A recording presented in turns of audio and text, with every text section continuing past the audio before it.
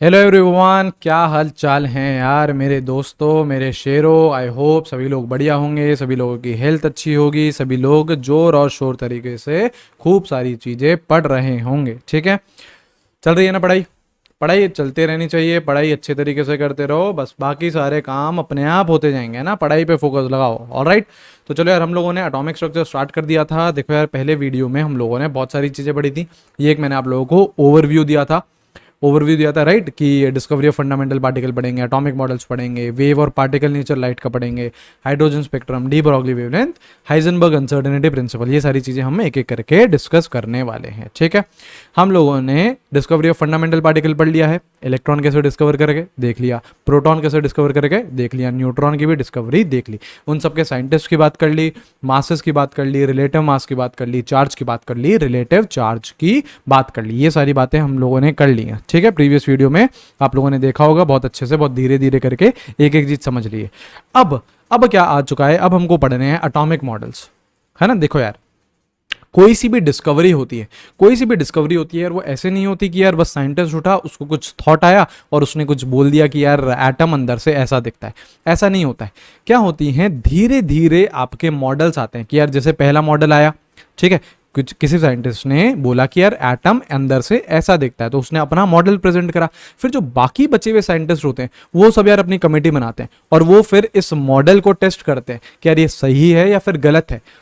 तो और अगर गलत निकलता है, जैसे उनके जो भी टेस्ट रहेंगे उस पे यार वो खड़ा नहीं उतरता है मॉडल, और वो गलत निकलता है मॉडल, तो फिर उस मॉडल को रिजेक्ट कर दिया जाता है, उस मॉडल के कुछ ड्रॉबैक्स आ जाते हैं, फिर नया मॉडल आता है। ठीक है, फिर ऐसे ऐसे एक एक करके मॉडल आते जाते हैं, एक एक करके मॉडल आते डिस्कवर होते जाते हैं और उनके ड्रॉबैक आते जाते हैं, और आप लोगों को अलग अलग डिफरेंट हमारी डिस्कवरीज होती जाती है। तो ऐसे यार आपका एटॉमिक मॉडल बनता है। ऐसे नहीं बनता है कि यार बस उठे, आज सुबह उठे, साइंटिस्ट को लगा कि यार चलो यार एटम ऐसा दिखता है, ऐसा बोल देते हैं। ऐसा नहीं होता है, डिस्कवरीज होती हैं और धीरे धीरे डिस्कवरी होती है, एक एक करके डिस्कवरी होती है, फिर वो डिस्कवरीज रिजेक्ट होती है, नए मॉडल्स आते हैं और ऐसे ऐसे करके आपका आगे चलता है। तो हम लोगों को इस पर्टिकुलर चैप्टर में बेसिकली 4 मॉडल्स देखने होते हैं, जे थॉमसन, रदरफोर्ड, बोहर और क्वांटम मॉडल। तो ये अलग अलग टाइम पे आएंगे। जैसे आज हम लोग पढ़ेंगे जे थॉमसन ने क्या बोला, ये पढ़ेंगे, फिर उसके ड्रॉबैक देखेंगे। आज हम लोग पढ़ेंगे रदरफोर्ड मॉडल, रदरफोर्ड भैया ने क्या बोला, उनके हिसाब से एटम कैसा दिखना चाहिए अंदर से, ये पढ़ेंगे, फिर उनके ड्रॉबैक्स देखेंगे, उनके रिजल्ट देखेंगे कि यार क्या क्या चीजें हमको बताई। जैसे ऐसा नहीं होता है कि पूरा का पूरा मॉडल रिजेक्ट हो जाता है, ऐसा नहीं होता है। पूरा मॉडल रिजेक्ट नहीं होता है, उसके यार कुछ कुछ हिस्से रिजेक्ट हो जाते हैं और कुछ कुछ हमारे को थ्योरीज में, उनके पॉइंट्स में, उनके रिजल्ट्स में हमको चीजें मिलने वाली हैं। ठीक है, तो एटॉमिक मॉडल पढ़ेंगे और भी यार बहुत सारी चीजें रहेंगी, कुछ कुछ इंपॉर्टेंट टर्म्स आने वाले हैं आज आप लोगों के सामने। तो ये सारी चीजें आज हमको देखनी है इस पर्टिकुलर वीडियो में। ठीक है, देखो ये सारे पढ़ लिया था, फंडामेंटल पार्टिकल्स, कैथोड रेज, ये सारी बातें कर ली थी, कैरेक्टरिस्टिक्स बात कर ली थी, एनोड रेज बात कर ली थी, इनकी भी कैरेक्टरिस्टिक बात कर ली थी, न्यूट्रॉन को भी डिस्कवर कर दिया था, ये टेबल बना दिया था, बोल दिया था ये टेबल इंपॉर्टेंट है, और फिर आपको ये भी चीज दिखा दी थी रिलेटिव मास के हिसाब से। करेक्ट है।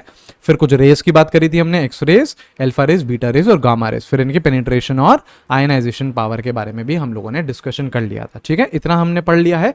अब हम आ रहे हैं सम प्रॉपर्टीज पे। ठीक है, हम आ रहे हैं कुछ प्रॉपर्टीज पे। यहाँ पे मैं कुछ पॉइंट्स लिखूंगा। बेसिकली ये क्या है हमारे, हथियार हैं। क्या है हमारे? वेपन्स हैं ये, या फिर इसको हम देसी भाषा में क्या बोले, हथियार। ये काम आने वाले हैं यार आपके। ये ऐसे जो मैं पॉइंट्स लिख रहा हूं, ऐसे पॉइंट्स हैं जो पूरे के पूरे चैप्टर में काम आएंगे, आपके पूरे चैप्टर में काम आएंगे कि हाँ यार देखो यहाँ पे ये चीज लग रही है, यहाँ पे ये चीज लग रही है। ठीक है, सबसे पहला यार इसमें पॉइंट होता है जो मैं आपको मोल कॉन्सेप्ट में भी बता चुका हूं, यहाँ पे मैं वापस रिपीट कर रहा हूं कि चार्ज इज क्वांटाइज्ड। चार्ज क्या होता है? क्वांटाइज्ड रहता है। इसका मतलब आप लोग वापस से समझिए, चार्ज हम किससे रिप्रेजेंट करते हैं? क्यू से। तो Q equals to n e, Q equals to n e. ठीक है, जहां पे n क्या क्या हो सकता है, जहां पे n हो सकता है आपका 1, 2, 3 एंड सो ऑन, मतलब पॉइंट्स में नहीं आ सकता है। कभी भी जो चार्ज आएगा वो E के मल्टीपल में आएगा। E क्या है आपका? E क्या है आपका? E क्या है आपका? जो इलेक्ट्रॉन पे चार्ज रहता है, E इज योर इलेक्ट्रॉन पे चार्ज, उसका केवल मैग्नीट्यूड ले रहे हैं 1.6 into 10 to the power -19 coulomb. या चाहो तो यार इधर प्लस माइनस लगा सकते हो, क्योंकि देखो चार्ज हमेशा क्या होगा, जैसे हम सोडियम की बात करें Na+, तो इसने कितने इलेक्ट्रॉन खोए हैं? 1 इलेक्ट्रॉन खोया है, तो इस पे चार्ज कितना है? 1e। प्लस का है तो यहाँ पे प्लस लगा दो। यहाँ पे देखो एन की वैल्यू कितनी हो गई, 1 हो गई। एन की वैल्यू कितनी हो गई, 1। जैसे हम बात करें मैग्नीशियम +2 की, तो इसने कितने इलेक्ट्रॉन्स खोए हैं, 2 इलेक्ट्रॉन खोए हैं ना, 2 इलेक्ट्रॉन खोए हैं। तो इस पे चार्ज कितना हो गया, 2e, और प्लस चार्ज है तो पॉजिटिव लगा दो। यहाँ पे एन की वैल्यू कितनी हो गई, 2 हो गई। ऐसे सिमिलरली जैसे O2-, तो इसने 2 इलेक्ट्रॉन एक्सेप्ट करे हैं, ठीक है, तो इसका चार्ज कितना रहेगा, 2e, लेकिन कौन सा, माइनस, क्योंकि इलेक्ट्रॉन एक्सेप्ट करना इज नेगेटिवनेस लेना, माइनस चार्ज आएगा। और जब इलेक्ट्रॉन दूर जाएगा आपसे, दूर निकल गया, तो उस पर +1e चार्ज आ जाएगा, ठीक है। तो ये O2- हो गया आपका, 2e चार्ज हो जाएगा नेगेटिव वाला, ठीक है। ऐसे ही जैसे सपोज करो Cl- है, तो इस पे चार्ज क्या हो जाएगा, E चार्ज हो जाएगा, लेकिन माइनस साइन के साथ, ठीक है। यहाँ पे 1e भी लिख सकते हैं, एक ही बात है। तो हमेशा जो चार्ज रहता है वो क्वांटाइज रहता है। क्वांटाइज का मतलब ही ये है कि वो 1e, 2e, 3e, -1e, -2e, -3e, -4e इसमें रहेगा। क्वांटाइज्ड है, अलग अलग डिस्क्रीट वैल्यूज हैं उसकी। ये नहीं आएगा कभी भी यार कि 1.5e, ये नहीं आएगा कभी भी। ये नहीं आएगा -2.7e, नहीं आएगा। हमेशा जो वैल्यूज रहेंगी वो इंटीग्रल मल्टीपल्स रहेंगे किसके, e के। 1e हो गया, 2e, 3e, ऐसे -1, -2, -3 ऐसे चलेगा। पॉइंट्स में कभी भी वैल्यू नहीं आएगी। इसका क्वांटाइज का मतलब ही ये रहता है कि पॉइंट्स में कभी भी वैल्यू नहीं आएगी चार्ज की। स्मॉलेस्ट पॉसिबल, अगर कोई पूछता है कि स्मॉलेस्ट पॉसिबल चार्ज कौन सा है, तो कौन सा है, E। सबसे छोटा चार्ज कौन सा हो सकता है, E हो सकता है। 0.5e हम नहीं जानते, हमारे लिए सबसे स्मॉलेस्ट चार्ज कौन सा है, E है, ठीक है। तो ये हमने एक बात कर ली। अच्छा, अब देखो और देखो, जैसे हम लोग बात करें डिस्टेंस की, जैसे अभी यार आपके आने वाले हैं, जैसे डिस्टेंस की अगर हम बात करें, उनके यूनिट्स की बात करते हैं, यूनिट्स ऑफ डिस्टेंस की हम बात करते हैं। तो देखो यार, तो देखिए जैसे हम एटम के अंदर की बात कर रहे हैं यार, तो ये वो क्या रहेगा, एटम का अंदर क्या रहता है, काफी छोटा रहता है यार एटम। तो जो यूनिट्स होते हैं डिस्टेंस के, वो भी क्या रहते हैं, काफी छोटे रहते हैं। तो आपके यूनिट क्या चलते हैं, जैसे ये चलता है, एंगस्ट्रॉन्ग चलता है, 1 एंगस्ट्रॉन्ग। मैं यहाँ पे लिख देता हूं, ये है क्या, दिस इज एंगस्ट्रॉन्ग, ठीक है। तो 1 angstrom is 10⁻⁻10 meter. 1 angstrom is 10⁻⁻10 meter. ऐसे सिमिलरली 1 nm, ये क्या है, नैनोमीटर। ये क्या है, नैनोमीटर। तो 1 नैनोमीटर इक्वल्स टू 10⁻⁹ मीटर। ये इतने छोटे मीटर चलते हैं, जो आपकी जो लेंथ रहती है इतनी छोटी रहती है। क्यों, क्योंकि यार एक हम एटम के अंदर की बात कर रहे हैं यार, एटम के अंदर की बात कर रहे हैं, तो एटम यार खुद छोटा होता है, तो जो भी डिस्टेंसेस आती हैं वो भी काफी छोटी रहती है। तो यूनिट्स ऑफ डिस्टेंस की बात करें, एंगस्ट्रॉन्ग रहता है, नैनोमीटर रहता है। ये रिलेशन है एंगस्ट्रॉन्ग और नैनोमीटर में, एंगस्ट्रॉन्ग और नैनोमीटर का मीटर के साथ में ये रिलेशन है, ठीक है। अब देखो यार इसमें कैसे सवाल पूछे जाते हैं, कुछ यार क्वेश्चंस भी करते हुए चले। प्रीवियस वीडियो तो यार पूरा का पूरा थ्योरेटिकल था, अब धीरे धीरे आपके लिए न्यूमेरिकल्स आते जाएंगे। जैसे देखो बोल रहा है कन्वर्ट फॉलोइंग जो आपको दे रखे हैं उसको आपको कन्वर्ट करना है। कैसे, क्या क्या दे रखा है, पहले दे रखा है आपको 10 एंगस्ट्रॉन्ग इनटू नैनोमीटर, इसको जरा कन्वर्ट करो। और दूसरा बोल रहा है 300 नैनोमीटर इनटू एंगस्ट्रॉन्ग, इनको कन्वर्ट करो। यही 2 यूनिट हैं जो हम लोग डिस्टेंस की, यही 2 यूनिट हैं जो हम लोग काम में लेने वाले हैं, ठीक है। इन्हें करो यार, करिए। कुछ नहीं, 10 नैनोमीटर को आपको एंगस्ट्रॉन्ग में कन्वर्ट करना है। कैसे करेंगे, जैसे देखो 10 एंगस्ट्रॉन्ग लिखूं, तो अगर मैं चाहूं उसको मीटर में लिखना चाहूं तो उसको कैसे लिख सकता हूं, 10 इंटू 10⁻⁻10 मीटर लिख सकता हूं ना, बताओ। अगर 10 एंगस्ट्रॉन्ग को मेरे को मीटर में कन्वर्ट करना है, तो देखो ना यार, 1 एंगस्ट्रॉन्ग बोले तो 10⁻⁻10 मीटर, तो 10 एंगस्ट्रॉन्ग बोले तो 10 इंटू 10⁻⁻10 मीटर। इसको सॉल्व करोगे तो क्या आएगा, 10⁻⁹ मीटर आएगा। और ये क्या है, 1 नैनोमीटर ही तो होता है। ये क्या होता है, 1 नैनोमीटर ही तो होता है। तो सिंपली हमको क्या पता चला, 10 एंगस्ट्रॉन्ग बोले तो 1 नैनोमीटर, 10 एंगस्ट्रॉन्ग बोले तो 1 नैनोमीटर। इतनी चीज क्लियर हुई। अब जरा सेकंड वाला कर दो, कैसे करोगे, 300 नैनोमीटर को आपको एंगस्ट्रॉन्ग में करना है, तो पहले इस 300 नैनोमीटर को मीटर में कन्वर्ट करो। इसको देखो, ऐसे लिख सकता हूं, बिल्कुल लिख सकते हो।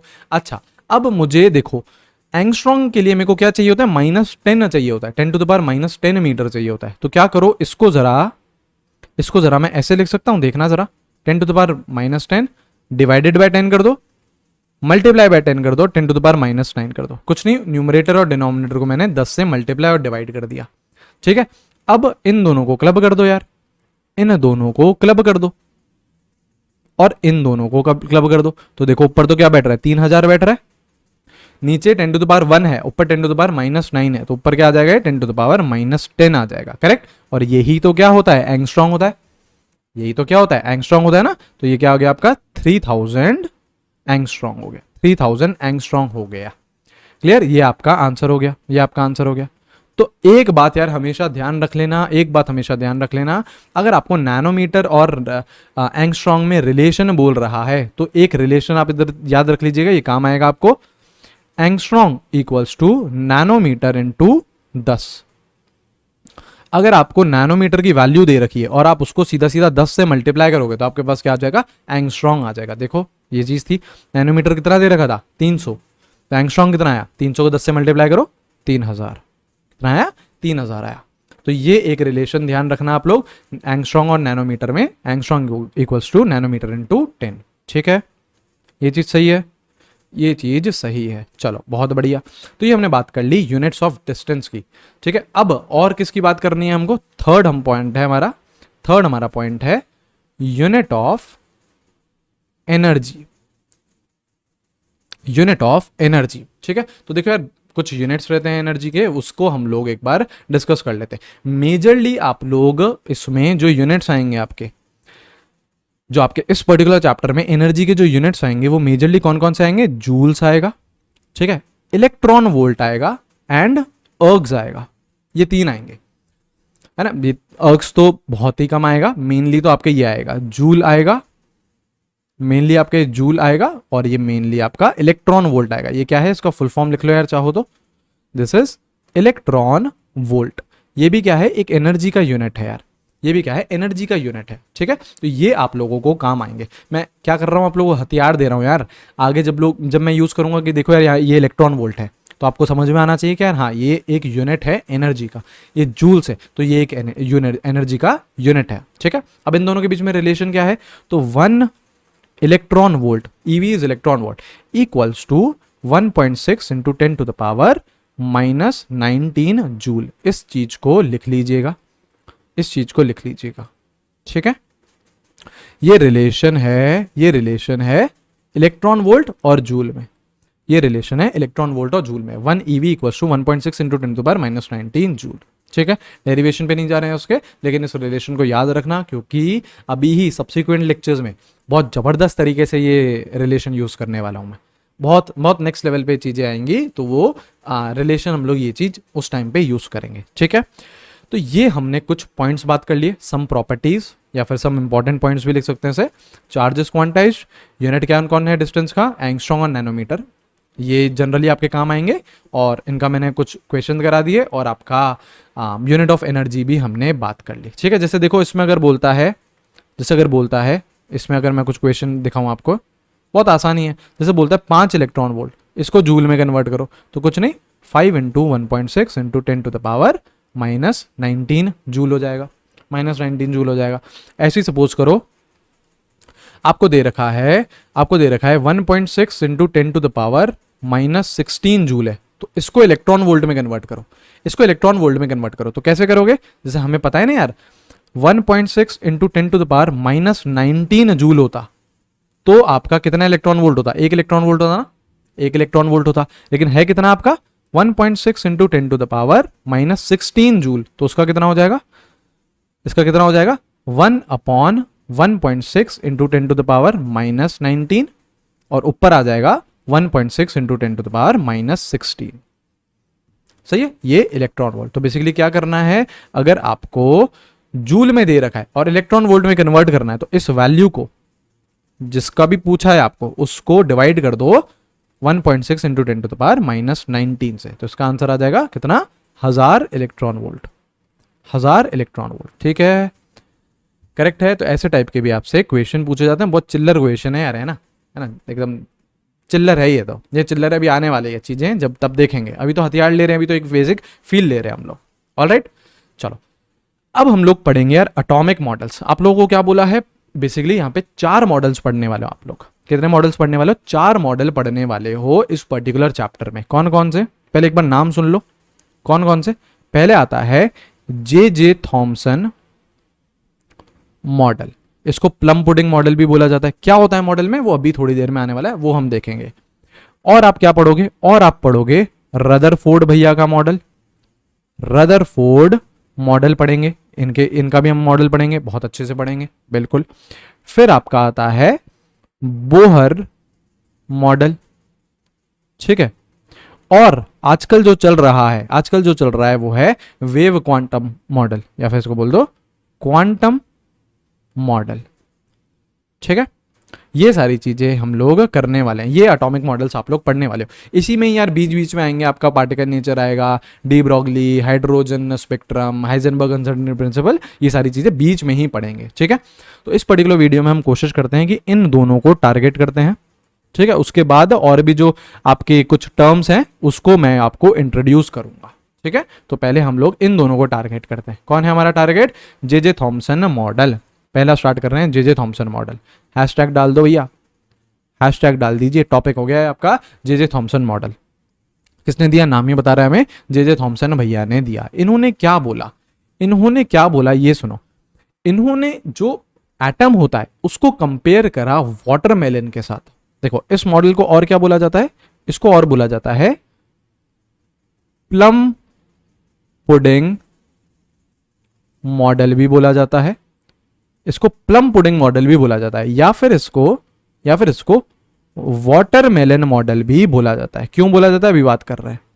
वाटरमेलन मॉडल भी इसे बोला जाता है, वाटरमेलन मॉडल भी इसे बोला जाता है। क्यों बोला जाता है, देखो इन्होंने एटम को वाटरमेलन से कंपेयर करा, जो तरबूज होता है उससे कंपेयर करा। कैसे, इन्होंने बोला कि यार एटम क्या है, ऐसा कुछ स्फेयर है, एटम क्या है, ऐसा कुछ स्फेयर है, ठीक है, जिसमें जैसे आपका जो तरबूज होता है, वाटरमेलन क्या होता है, वो भी स्फेरिकल होता है, हालांकि वो थोड़े से ऐसे लंबे भी हो जाते हैं, लेकिन आप ये भी समझो स्फेयर है, ये एटम क्या है आपका, स्फेयर है, ठीक है। अच्छा, उसमें अब जैसे वाटरमेलन होता है, अंदर क्या होता है, उसमें रेड रेड पार्ट होता है, बिल्कुल, और उसमें ब्लैक ब्लैक सीड्स भी होते हैं, ये होती है ना। तो इन्होंने कैसे कंपेयर करा, ये जो इन्होंने एटम को क्या बोल दिया, स्फेयर हो, और ये रेड रेड हिस्सा इसने कर दिया, ये जो रेड रेड हिस्सा इन्होंने बोला, ये बोला कि जो रेड रेड हिस्सा है ये क्या है, ये है आपका पॉजिटिव चार्ज, ये क्या है आपका पॉजिटिव चार्ज एंड मास। मास और पॉजिटिव चार्ज पूरा यूनिफॉर्मली डिस्ट्रीब्यूटेड है पूरे एटम के अंदर। जैसे यार आपका तरबूज होता है तो लाल लाल हिस्सा जो रहता है वो तो पूरा का पूरा डिस्ट्रीब्यूटेड रहता है तरबूज के अंदर, वाटरमेलन के अंदर, करेक्ट। और जो आपके सीड्स होते हैं, जो ब्लैक कलर के सीड्स होते हैं, वो क्या होते हैं, ऐसे बीच बीच में फंसे हुए होते हैं। ऐसे जो सीड्स होते हैं वो क्या होते हैं, बीच बीच में फंसे हुए। तो उन सीड्स को क्या बोला गया, इलेक्ट्रॉन्स, ठीक है। उन सीड्स को क्या बोला गया, इलेक्ट्रॉन्स बोला गया। तो इन्होंने बोला क्या कि यार जो पॉजिटिव चार्ज है और मास है वो तो यूनिफॉर्मली डिस्ट्रीब्यूटेड है एटम के अंदर, और इलेक्ट्रॉन्स बीच बीच में फंसे हुए हैं। जैसे आपके वाटरमेलन के ब्लैक सीड्स होते हैं, वैसे ही आपके इलेक्ट्रॉन्स भी बीच बीच में फंसे हुए हैं एटम के अंदर, ठीक है। तो देखो इन्होंने पहले तो बोला क्या, इन्होंने बोला total positive charge and mass is uniformly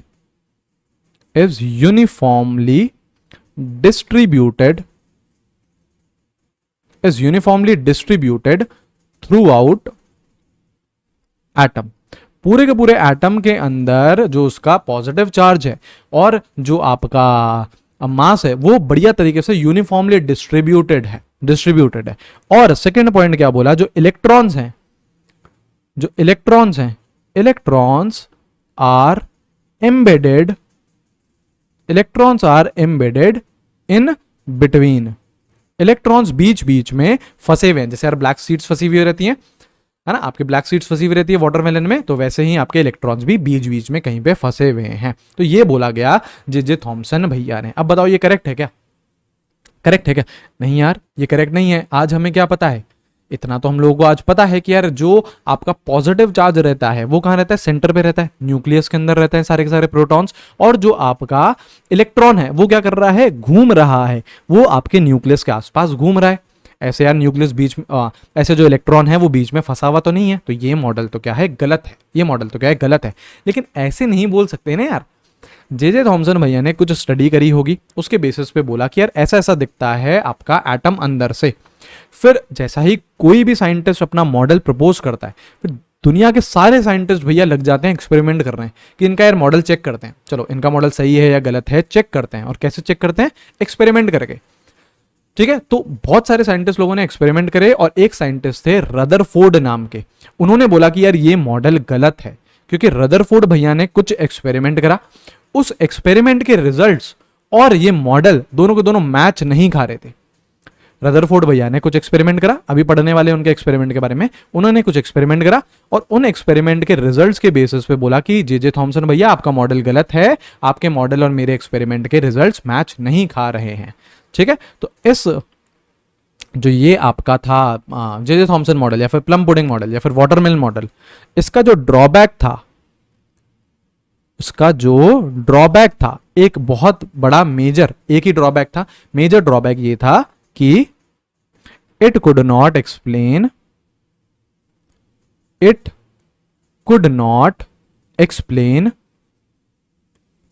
Rutherford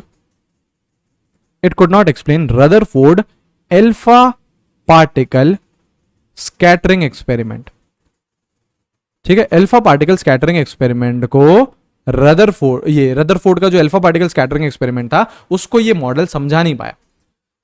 ठीक है, तो ये उसका ड्रॉबैक आ गया, ये मॉडल रिजेक्ट कर दिया गया। ठीक है, अच्छा, फिर साइंटिस्ट लोग थे, जो बाकी सारे साइंटिस्ट लोग थे, उन्होंने बोला ठीक है रदरफोर्ड मेरे भाई, तूने जो भी अल्फा पार्टिकल स्कैटरिंग एक्सपेरिमेंट किया होगा, अल्फा पार्टिकल स्कैटरिंग एक्सपेरिमेंट करा होगा, उसको जरा समझाओ तो सही, क्या है वो जो आपने एक्सपेरिमेंट करा, वो पहले समझाओ, है ना। और फिर बोला कि रदरफोर्ड अब आप मॉडल दो। तो अभी हम लोग पहले एक्सपेरिमेंट पढ़ेंगे रदरफोर्ड का और फिर उसके बाद मॉडल पढ़ेंगे। देखो, it could not explain Rutherford alpha particle scattering experiment है ना, पॉइंट नहीं है।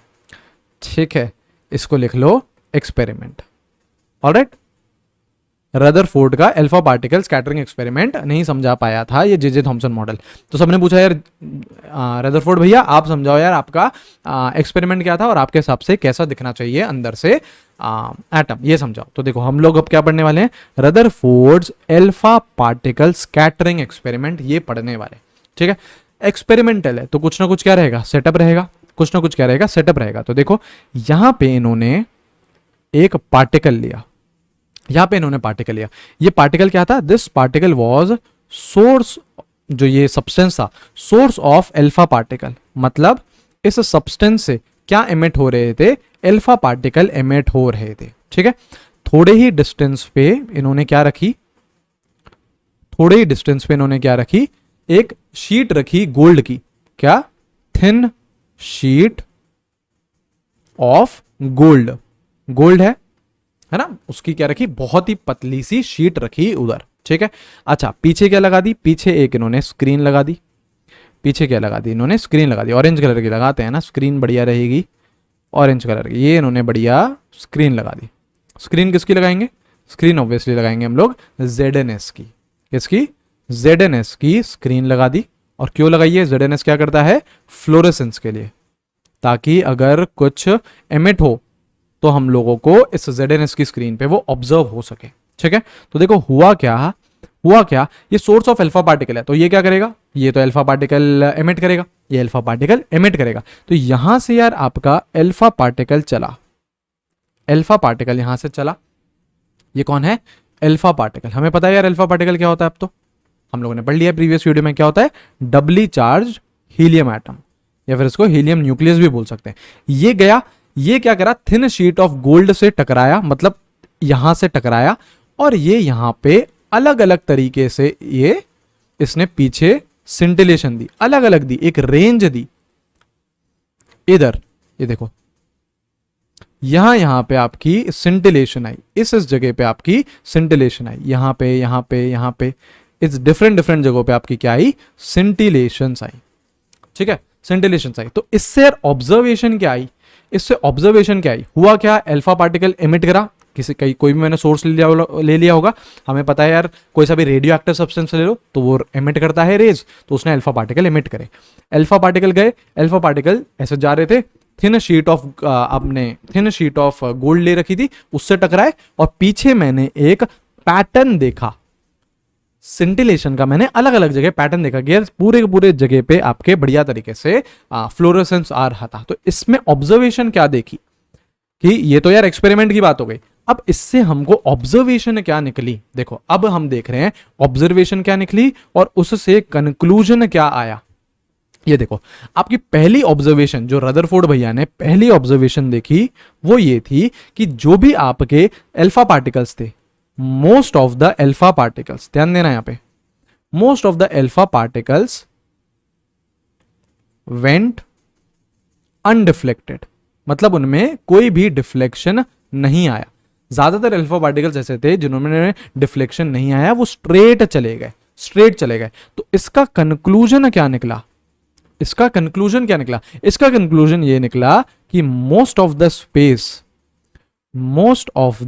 Space inside atom is empty. भैया क्या है, खाली है। ज्यादातर स्पेस क्या है, खाली है। ज्यादातर स्पेस क्या है, खाली, क्योंकि ज्यादातर अल्फा पार्टिकल्स क्या करे, स्ट्रेट चले गए। देखो यहीं से ही यार आपका जे थॉमसन मॉडल रिजेक्ट हो जाता है। कैसे, यहां पे हमारा जो एक्सपेरिमेंट हुआ उससे रिजल्ट हमें ये मिले कि यार ज्यादातर जो स्पेस है एटम के अंदर वो क्या है, खाली। लेकिन जे थॉमसन मॉडल ने क्या बोला, कि जो पॉजिटिव चार्ज और मास है वो तो यूनिफॉर्मली डिस्ट्रीब्यूटेड है। जैसे हमारा तरबूज होता है उसमें लाल लाल हिस्सा हर जगह होता है, वैसे ही पॉजिटिव चार्ज और मास हर जगह है। पर जो एक्सपेरिमेंट हुआ, रदरफोर्ड का एक्सपेरिमेंट, उसने ये बोल दिया कि यार सब जगह नहीं है, सिर्फ मतलब सब जगह नहीं है, ज्यादातर स्पेस तो एटम के अंदर क्या है, खाली पड़ा हुआ है। ज्यादातर स्पेस क्या है, खाली है। ठीक है, अच्छा ये आया आपका पहला ऑब्जर्वेशन एंड पहला कंक्लूजन। तो यहीं से ही आपका जे थॉमसन मॉडल तो रिजेक्ट हो गया था। अच्छा, सेकंड ऑब्जर्वेशन क्या गया, सेकंड ऑब्जर्वेशन ये देखा गया आज एक्सपेरिमेंट से कि वेरी, या फिर इसको लिखिए, देखो, few alpha particles were deflected by small angles.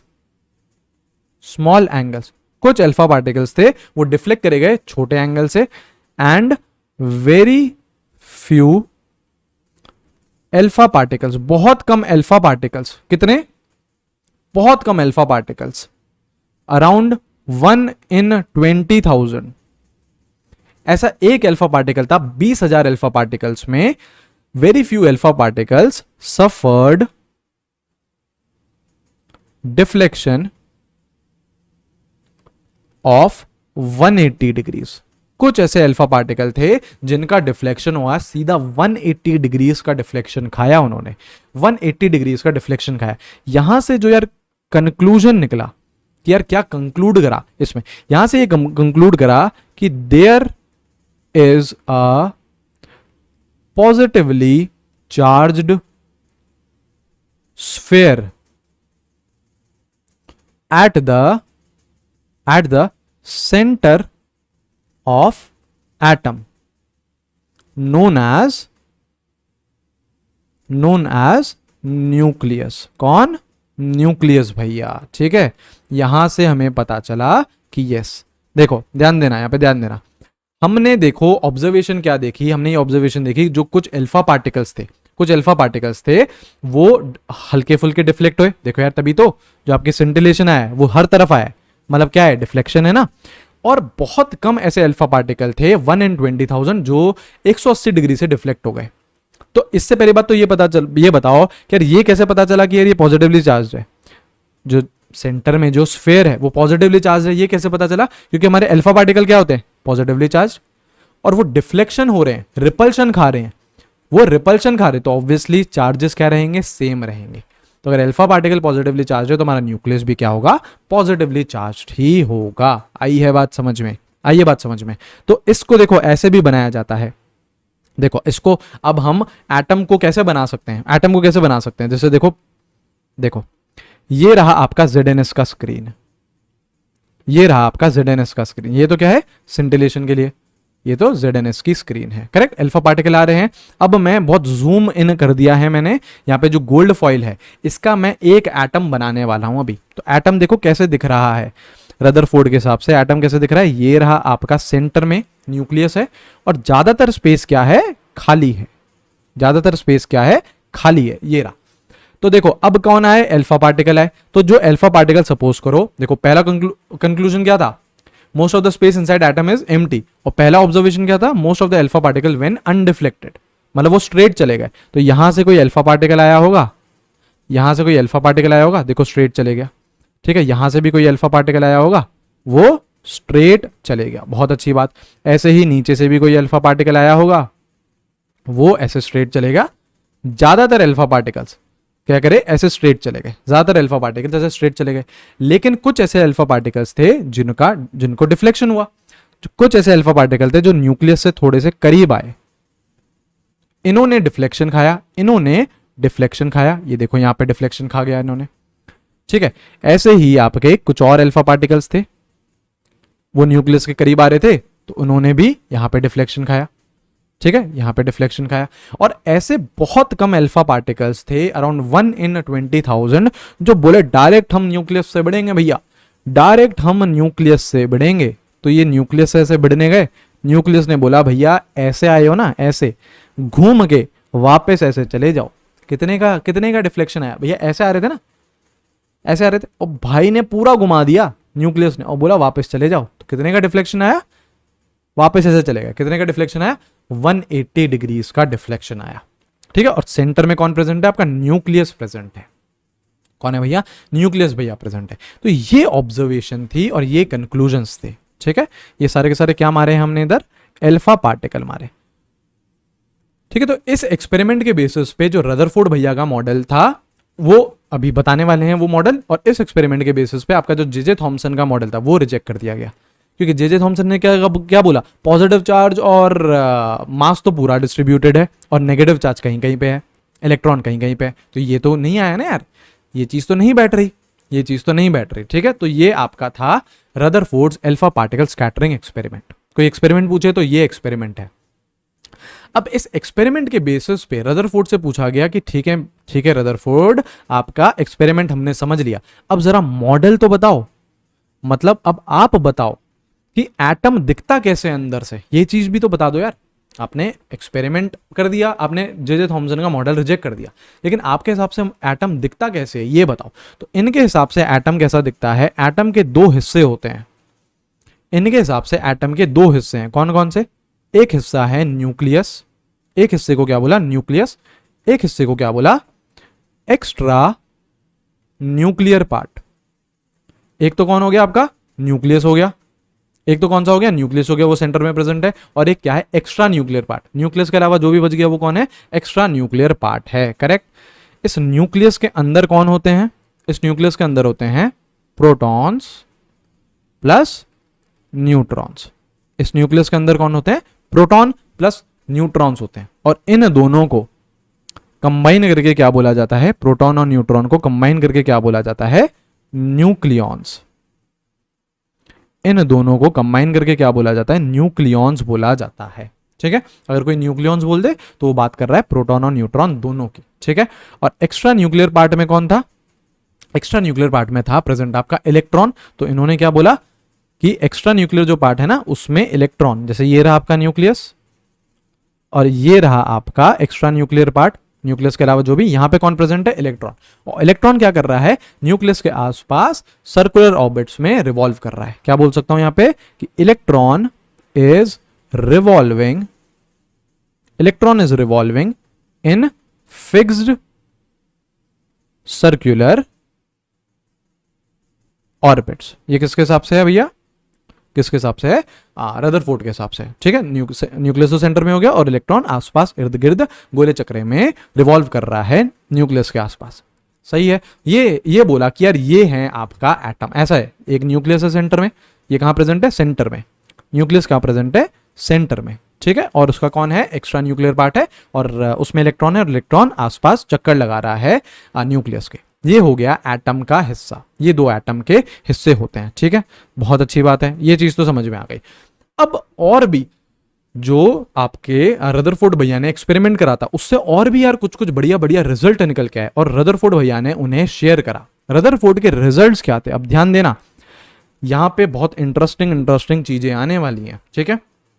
तो रदरफोर्ड भैया का पहला रिजल्ट क्या था, पहला रिजल्ट क्या था, जो आपका एटम है, जो आपका एटम है उसका radius, radius of any atom, उसका जो मैग्नीट्यूड रहता है वो लगभग लगभग रहता है 10 टू द पावर -10 मीटर के आसपास। कितना, 10 टू द पावर -10 मीटर के आसपास। और जो न्यूक्लियस है वो तो छोटा होता है, एटम बड़ा होता है, एटम के अंदर कौन रहता है, आपका न्यूक्लियस रहता है, छोटा सा सेंटर में प्रेजेंट है। इसका जो आपका रेडियस है वो लगभग लगभग 10 टू द पावर -15 मीटर के मैग्नीट्यूड का रहता है। मैग्नीट्यूड हम समझते हैं, लगभग लगभग कितना रहेगा, लगभग लगभग हम इतना रहेगा आपका radius of atom 10 to the power -10 metre, और radius of nucleus 10 to the power -15 metre. Centimetre में करना चाहो, ये कोई बड़ी बात नहीं है, रॉकेट साइंस नहीं है, 10 to the power -8 centimeter and 10 to the power -13 centimeter, ठीक है, ये चीज सही है। अब देखो, जो आपका पहला कंक्लूजन था क्या था, most of the space inside atom is empty. इसको मैं प्रूव कर दूं, अभी प्रूव कर दूं, इन्होंने रिजल्ट से देखो प्रूव कर दिया। कैसे, आपका एटम भी हम स्फेयर मानते हुए चलते हैं, आपके न्यूक्लियस भी हम स्फेयर मानते हुए चलते हैं। तो अगर मैं वॉल्यूम निकालना चाहूं एटम की, किसकी वॉल्यूम निकालना चाहूं एटम की, जरा बताना स्फेयर की वॉल्यूम कैसे निकालते हैं, 4/3 पाई आर क्यूब, ये वाला फॉर्मूला रहता है ना। तो देखो 4/3 पाई आर क्यूब, आर क्यूब ये क्या हो जाएगा, 10 टू द पावर -10 का क्यूब, ऐसे हो जाएगा ना, 4/3 पाई आर क्यूब। अगर मैं रेडियस मैं वॉल्यूम निकालना चाहूं न्यूक्लियस की, तो ये क्या लिखूंगा, 4/3 पाई आर क्यूब, आर क्या है, 10 टू द पावर -15 की क्यूब, करेक्ट। अब क्या करो, ये आपका पहला है, ये आपका दूसरा है, क्या करो, इन दोनों को डिवाइड कर दो,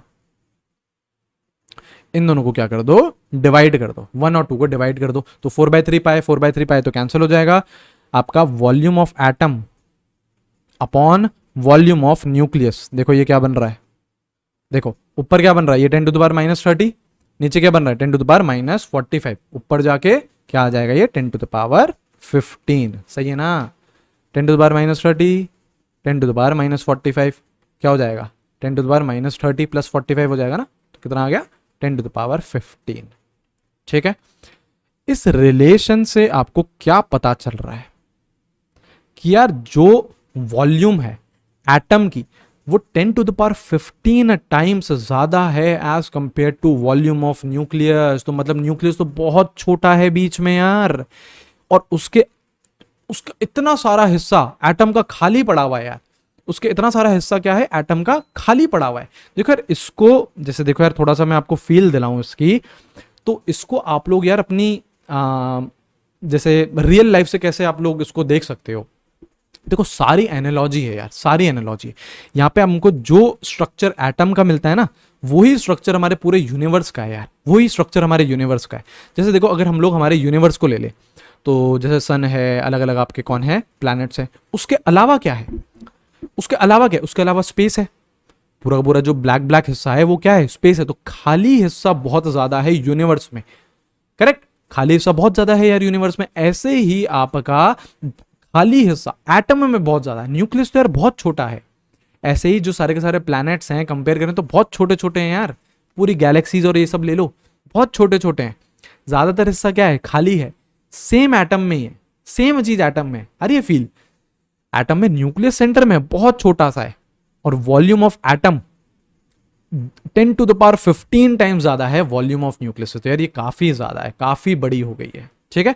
तो ये एक चीज आपको पता चली, ठीक है, ये एक चीज पता चली, ये एक कंक्लूजन था। अच्छा दूसरा आपका रिजल्ट क्या था, ये पहला रिजल्ट है, ये पहला रिजल्ट है रदरफोर्ड भैया का। दूसरा रिजल्ट क्या था, दूसरा इन्होंने बताया कि आप कोई सा भी एटम उठा लो, उसके न्यूक्लियस का रेडियस निकाल सकते हो आप, radius of any nucleus, radius of any nucleus आप निकाल सकते हो, कैसे निकाल सकते हो? एक रिलेशन रहता है R equals to R not into A की पावर 1/3।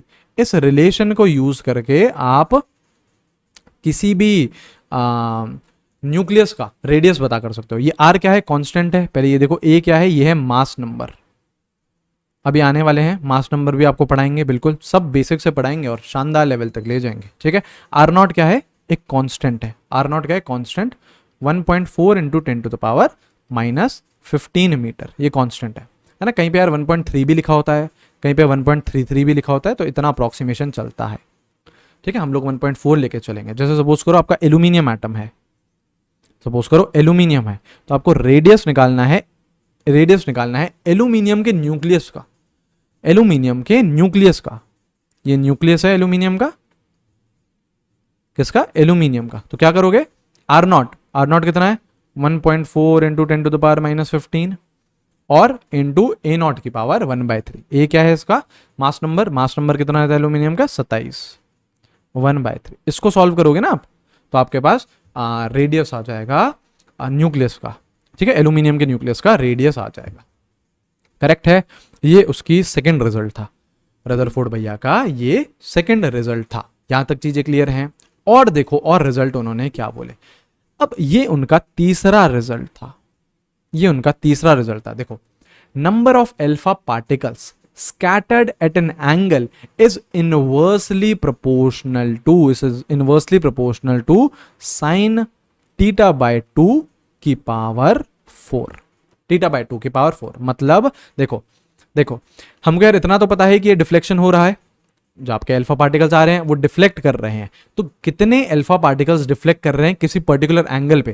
देखो ये एंगल बनाएंगे ना यार, यहाँ पे अगर मैं इसको थोड़ा सा इस डायग्राम को आपको दिखाऊं, जैसे देखो इसको एक्सटेंड करो, यहाँ पे ये क्या है? थीटा है ना यार, ये क्या है? थीटा। तो किसी ना किसी एंगल से क्या कर रहे हैं? ऐसे जा रहे थे, डिफ्लेक्ट कर गए, ऐसे जा रहे थे, डिफ्लेक्ट कर गए, किसी ना किसी एंगल से डिफ्लेक्ट कर गए। तो यही बोल रहा है किसी भी पर्टिकुलर एंगल से डिफ्लेक्ट कर रहे हैं जो पार्टिकल्स, कितने डिफ्लेक्ट कर रहे हैं, कितने डिफ्लेक्ट कर रहे हैं, तो वो प्रोपोर्शनल किसके है? जैसे अगर बोले, इसको अगर लिखूं एन थीटा, एन क्या है? एन थीटा क्या है? Number of particles deflected at angle theta। कितने number of particles theta angle पे डिफ्लेक्ट हो रहे हैं? It is inversely proportional to sine theta by 2 की पावर 4, ठीक है। यार ये कैसे आया है उसको, उस पर बिल्कुल भी दिमाग नहीं लगाना है, ठीक है। ये हम लोग अब हाई लेवल की चीजें पढ़ रहे हैं, ठीक है। इधर आपको बिल्कुल भी दिमाग नहीं लगाना है, इधर आपको बिल्कुल भी दिमाग नहीं लगाना है। यार ये आया कैसे उसको छोड़ो, बस ऐसा होता है, ये हम लोगों को रदरफोर्ड ने बोला है, ठीक है। इस पे क्वेश्चन करते हैं, क्वेश्चन से समझते हैं कि यार ये बोलना क्या चाह रहा है। क्वेश्चन देखो, क्वेश्चन है, देखिएगा बड़े आराम से क्वेश्चन हो जाता है, ऐसा कुछ है नहीं। मुझे रिलेशन ध्यान है तो चीजें बढ़िया तरीके से हो जाएंगी। बोल रहा है if number of alpha particles, if number of alpha particles scattered at any angle, at any नहीं, at n लिख दो यहाँ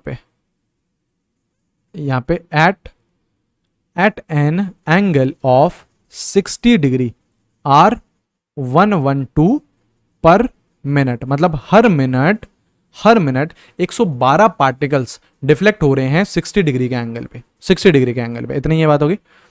देन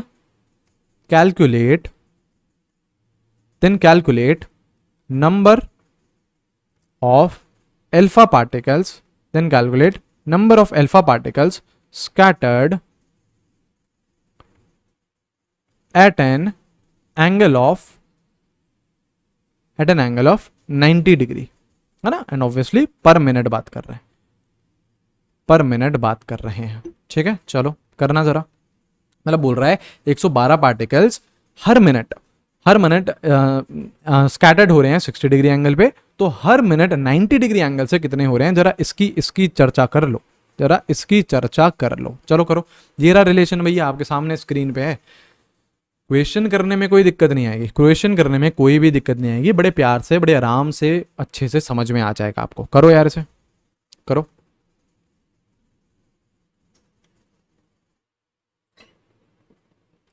कैसे करोगे? थीटा की जगह एक बार 60 डिग्री ले लेना और थीटा की जगह एक बार आप क्या बोलते हैं 90 डिग्री ले लीजिएगा। करिए इसे। हाँ जी, एक सेकेंड मैं कराता हूँ आपको, बिल्कुल मैं भी करवाऊंगा यार। देखो, देखिए, तो देखो, अगर मैं थीटा की जगह 60 डिग्री ले लेता हूँ, थीटा की जगह 60 डिग्री ले लेता हूँ, तो मेरे को क्या पता चल रहा है, जैसे n ऑफ 60 डिग्री है ना, n ऑफ 60 डिग्री, तो इसको मैं क्या लिख सकता हूँ, inversely proportional to sine theta by 2 बोले तो 60/2 की पावर 4, ये लिख सकता हूँ ना, बिल्कुल।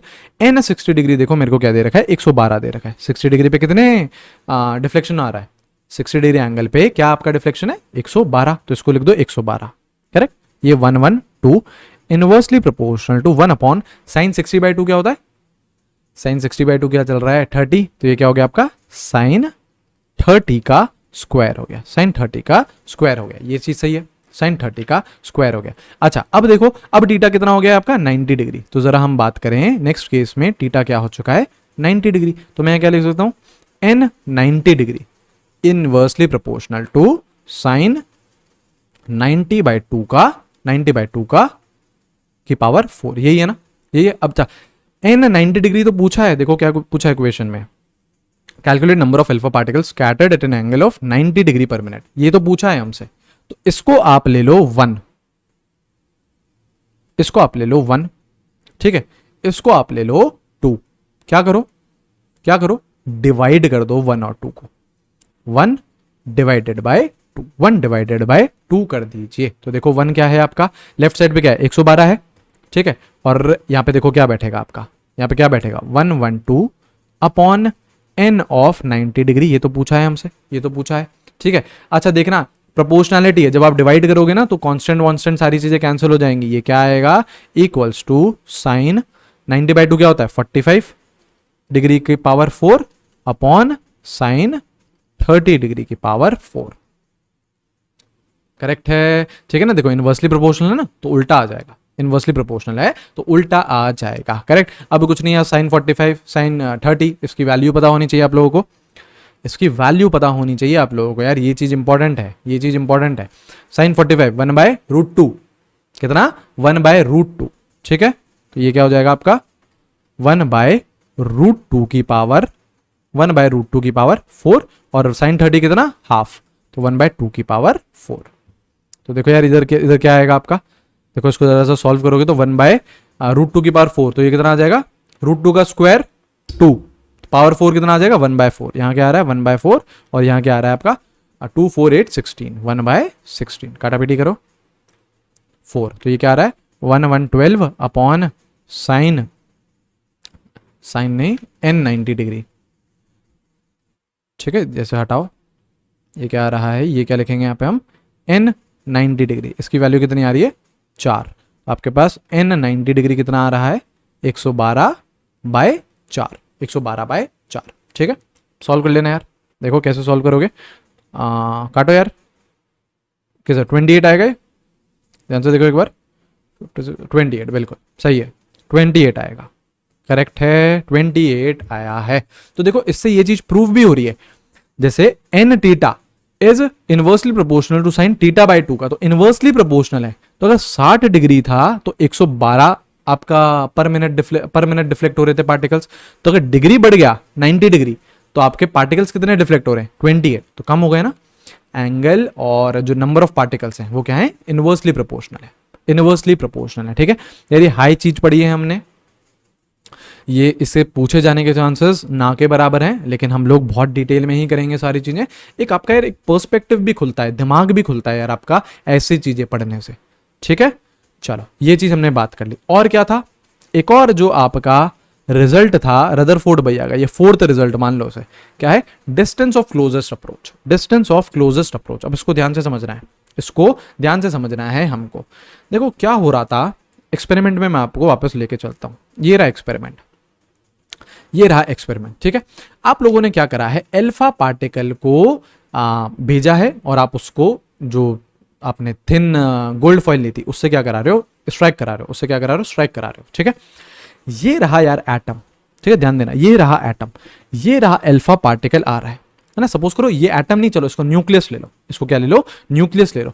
ये रहा आपका कौन है, आपके पास अल्फा पार्टिकल है। तो अल्फा पार्टिकल आपने क्या करा, अल्फा पार्टिकल को भेजा न्यूक्लियस की तरफ, न्यूक्लियस की तरफ भेजा। तो क्या अल्फा पार्टिकल और न्यूक्लियस के बीच में रिपल्शन होगा? बिल्कुल, दोनों सेम चार्जेस के हैं, दोनों पॉजिटिवली चार्जेस के हैं, तो इन दोनों के बीच में क्या हुआ, रिपल्शन होना स्टार्ट करा। तो जैसे ही अल्फा पार्टिकल आ रहा था, क्या इसकी स्पीड धीरे धीरे धीरे धीरे कम होती जाएगी? बिल्कुल। एक पॉइंट पे ये आएगा, डिफ्लेक्शन इतना ज्यादा हो जाएगा कि ये वापस पीछे घूम के जाने लग जाएगा। क्या कर रहे हैं, रिपल्शन कर रहे हैं ना, एक दूसरे को रिपल्शन कर रहे हैं ना। देखो देखो मैं आपको दिखाऊं, डिस्टेंस ऑफ क्लोजेस्ट अप्रोच की पहले फील लो कि ये होता क्या है, होता क्या है। देखो ये रहा यार आपका न्यूक्लियस, ठीक है, ये रहा आपका न्यूक्लियस।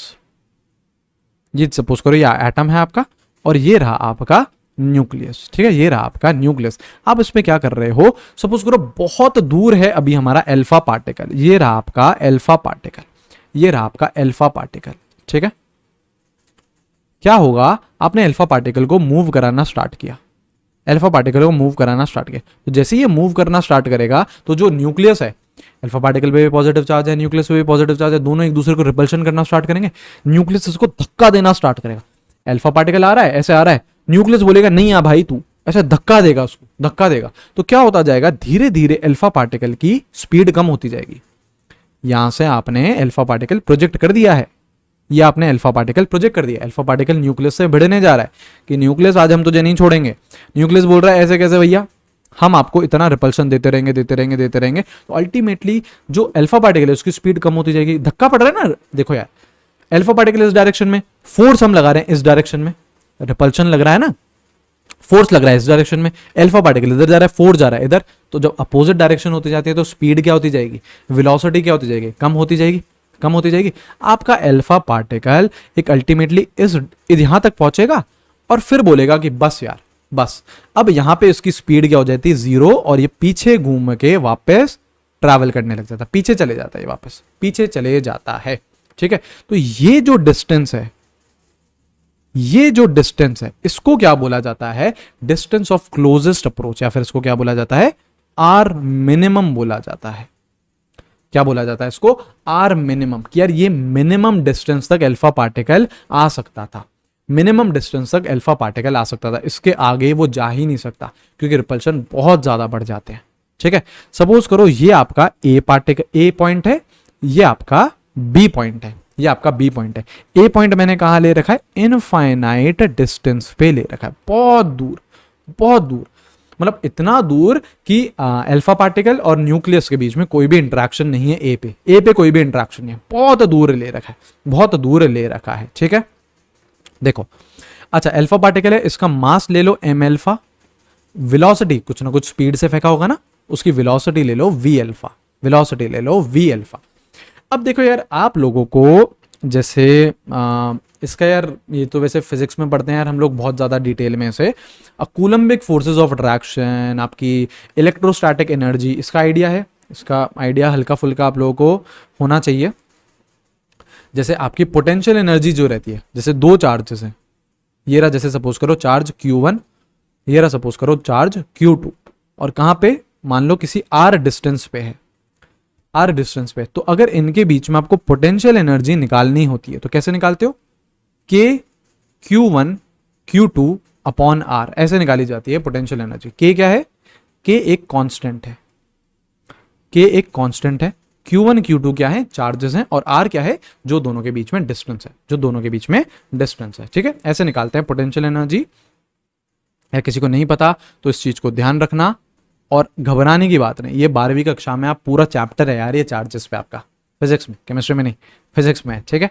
तो देखो ये रहा ए, ये रहा बी, आपका ऐसा कुछ आपका सिस्टम है। आर मिनिमम समझ गए पहले बात तो, ये है डिस्टेंस ऑफ क्लोजेस्ट अप्रोच, यही क्या है आपकी डिस्टेंस ऑफ क्लोजेस्ट अप्रोच। देखो नाम ही बता रहा है कि सबसे क्लोज आपका इतना ही आ सकता है, डिस्टेंस ऑफ क्लोजेस्ट अप्रोच। क्यों, क्योंकि इसके बाद उसके रिपल्शन बहुत ज्यादा बढ़ जाते हैं और फिर वो वापस घूम के पीछे जाने लग जाता है, वापस पीछे घूम के जाने लग जाता है। अब देखो इस पूरे सिस्टम में आपका ये जो भी पिक्चर है, इस पूरे सिस्टम में जो आपकी एनर्जी रहती है वो कंजर्व्ड रहती है, एनर्जी इज कंजर्व्ड। पूरे सिस्टम में एनर्जी क्या रहती है, कंजर्व्ड रहती है। मतलब जितनी एनर्जी ए पे है उतनी एनर्जी कहां रहेगी, बी पे। जितनी एनर्जी ए पे है उतनी ही एनर्जी कहां रहेगी, बी पे। मतलब हर किसी पॉइंट पे एनर्जी क्या रहती है, कंजर्व रहती है। तो यहां पे मैं क्या लिख सकता हूं, total energy at A, at point A. जितनी एनर्जी एट पॉइंट ए रहेगी उतनी ही एनर्जी रहेगी एट पॉइंट बी। इतना मैं बोल सकता हूं क्योंकि एनर्जी क्या है भैया, कंजर्व्ड है। एनर्जी क्या है, कंजर्व्ड है। ठीक है, आपका लिख लो टोटल एनर्जी एट बी, ये लिख सकते हो। एनर्जी क्या है, कंजर्व है। अब देखो जो आपकी एनर्जी रहती है, जो आपकी एनर्जी है, टोटल एनर्जी है। एनर्जी बेसिकली दो एनर्जीज का सम है, potential energy plus kinetic energy. Potential energy plus kinetic energy. तो जो आपकी काइनेटिक एनर्जी है A plus potential energy at A, total energy को मैं क्या लिख सकता हूं, kinetic energy plus potential energy. और दोनों मैंने ए क्यों लगाया, क्योंकि ए पॉइंट की बात हो रही है। It is equal to kinetic energy at point B and potential energy at point B. Correct है, यहां तक तो चीजें क्लियर है, बहुत अच्छी बात है। अब जरा इतना बताओ मेरे को, किससे लिखें यार, कौन सा पेन बच गया है, ग्रीन से लिखते हैं चलो। ठीक है, इतना बताओ आप, काइनेटिक एनर्जी एट पॉइंट ए, ये मैं सीधा सीधा निकाल सकता हूं। काइनेटिक एनर्जी कैसे निकालते हैं, हाफ एम वी स्क्वायर से, हाफ एम वी स्क्वायर से निकालते हैं ना। तो देखो आपका काइनेटिक एनर्जी ए पे मैं कैसे निकाल सकता हूं, हाफ एम बोले तो एम अल्फा ले रहे हैं ना यार, पार्टिकल क्या है आपका, अल्फा पार्टिकल है, तो एम अल्फा मैंने उसका मास ले लिया इनटू वी अल्फा का स्क्वायर, तो ये हो गई उसकी काइनेटिक एनर्जी ए पॉइंट पे। मुझे बताओ ए पॉइंट पे यार उसकी पोटेंशियल एनर्जी कितनी रहेगी, सिस्टम की पोटेंशियल एनर्जी कितनी रहेगी ए पॉइंट पे। देखो निकाल लो, पोटेंशियल एनर्जी का फॉर्मूला है ना के Q1 Q2 बाई आर। ठीक है, तो यहाँ पे जो आर है, यहाँ पे ये जो आर है ए पे कितना है, इनफाइनाइट है, इनफाइनाइट डिस्टेंस पे है, बहुत दूर है। तो अगर यार आर इन्फिनिटी हो जाएगा तो पोटेंशियल एनर्जी क्या हो जाएगी, जीरो। एनीथिंग अपॉन इन्फिनिटी क्या हो जाएगा, जीरो हो जाएगा ना। तो ये क्या आ चुका है आपका, जीरो आ चुका है। ये आपका क्या आ चुका है, जीरो आ चुका है। करेक्ट, ठीक है।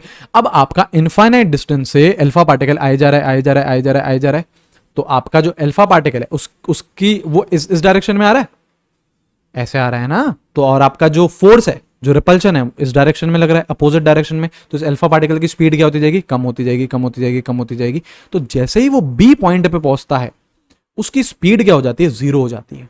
तभी तो स्पीड कम होती गई, जीरो हो गई। अब ये घूमना स्टार्ट करके पीछे चले जाता है वापस। कब गया, जब उसकी स्पीड क्या हो गई, जीरो। तो बी पॉइंट पे उसकी स्पीड क्या हो चुकी है, जीरो। बी पॉइंट पे स्पीड जीरो होने का मतलब काइनेटिक एनर्जी क्या हो चुकी है, zero. Half m v square ना, वी क्या हो चुका है, जीरो हो चुका है। तो ये हो गया zero. Plus potential energy find करनी है अब हमें, कहां पे, आपके बी पॉइंट पे। पोटेंशियल एनर्जी अब हमें फाइंड करनी है बी पॉइंट पे। तो ये कैसे फाइंड कर सकते हैं, सोचो। ये जो यार आपका एटम है, इसका कुछ ना कुछ क्या होगा, एटॉमिक नंबर होगा। इसके मैं एटॉमिक नंबर को मान लेता हूं Z इसका क्या है, एटॉमिक नंबर है। एटॉमिक नंबर, ध्यान से सुनना है यार इस कॉन्सेप्ट को। Z इसका क्या है, एटॉमिक नंबर है। Z एटॉमिक नंबर है, तो उसमें प्रोटॉन्स कितने रहेंगे, Z प्रोटॉन्स रहेंगे। Z इसके पास क्या है, प्रोटॉन्स है। एक प्रोटॉन पे चार्ज कितना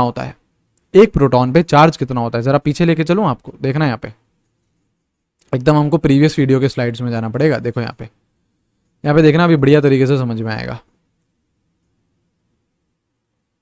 जैसे चलो यहां से समझ लो, सम इंपॉर्टेंट पॉइंट्स जो लिखवाया था मैंने आप लोगों को।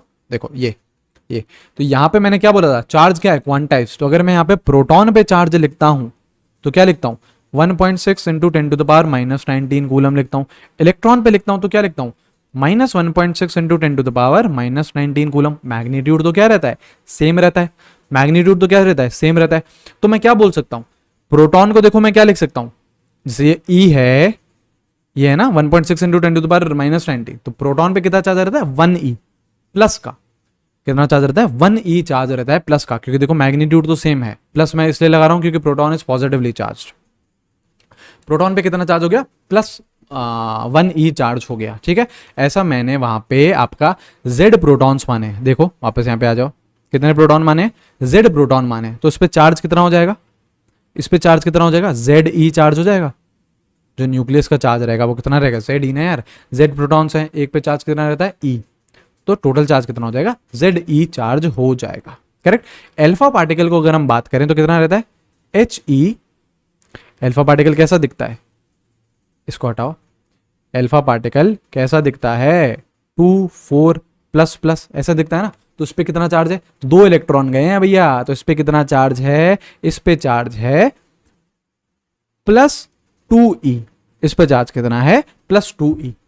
तो देखो एक चार्ज आ गया आपका +2e, दूसरा चार्ज आ गया Ze, दो चार्जेस आ चुके हैं। डिस्टेंस क्या है, डिस्टेंस क्या है, आर मिनिमम ना, दोनों के बीच में डिस्टेंस क्या है, बी में आर मिनिमम है ना, आर मिनिमम है। तो ये मैं यहाँ पे क्या लिखूंगा, पोटेंशियल एनर्जी के Q1 अल्फा पार्टिकल ले लो, चार्ज कितना है 2e, Q2 आपका न्यूक्लियस का चार्ज ले लो, यहाँ पे क्या है Ze upon r minimum, r minimum. तो ये है आपका रिलेशन, किसका रिलेशन है, आर मिनिमम का। यहां से आप लोग आर मिनिमम निकाल सकते हो। देखो half m alpha v alpha का स्क्वायर इज इक्वल्स टू, इसको जरा सॉल्व करोगे तो ये क्या आ जाएगा, या सॉल्व मत करो, इसको ऐसे ही लिखो, ऐसे अच्छे से समझ में आ रहा है आपको, है ना, अपॉन आर मिनिमम। ठीक है, फॉर्मूला नहीं है, आप फॉर्मूले की तरह लेंगे तो आप लोग कंफ्यूज हो जाओगे। आप लोग बस क्या देखो, एनर्जी कंजर्व करो। ए पॉइंट पे सिर्फ और सिर्फ कौन सी थी, काइनेटिक एनर्जी थी, पोटेंशियल एनर्जी नहीं थी, क्योंकि वो इनफाइनाइट डिस्टेंस पे थे। तो मैंने पोटेंशियल एनर्जी देखो क्या ले ली, यहाँ पे 0 ले ली। बी पॉइंट पे काइनेटिक नहीं है, क्योंकि आपका अल्फा पार्टिकल रुक चुका होता है बी पे और घूमने की तैयारी कर रहा होता है, तो काइनेटिक नहीं है, लेकिन पोटेंशियल है कि Q1 Q2 बाय आर। ये क्या है, 2e क्या है आपका, चार्ज ऑफ अल्फा पार्टिकल। ठीक है, और ये क्या है, Ze क्या है, ये है चार्ज ऑफ न्यूक्लियस। करेक्ट। और आर मिनिमम दोनों के बीच में क्या है, कहां तक मिनिमम आ सकता है वो। सही है चीज, मुश्किल तो नहीं है ना, हो सकता है या टफ लग रहा हो, लेकिन मैं वापस बोल चुका हूं ये थोड़ा सा अलग ऊपर लेवल है। पूछे जाने की प्रोबेबिलिटी बहुत कम, पूछे जाने की प्रोबेबिलिटी बहुत कम, लेकिन यार हम लोग तो सारी ही चीजें अच्छे से देखेंगे ना, सारी चीजें अच्छे से देखेंगे। मैं वापस आपको समझा रहा हूं, ए पॉइंट पे था, उसने चलना स्टार्ट करा, न्यूक्लियस ने रिपल्शन देना स्टार्ट करा, अपोजिट डायरेक्शन में फोर्स लगाना स्टार्ट करा, तो उसकी स्पीड वक्त के साथ साथ धीरे धीरे कम होती जाएगी। ए पॉइंट पे सिर्फ और सिर्फ क्या रहेगी, kinetic energy half m v square से।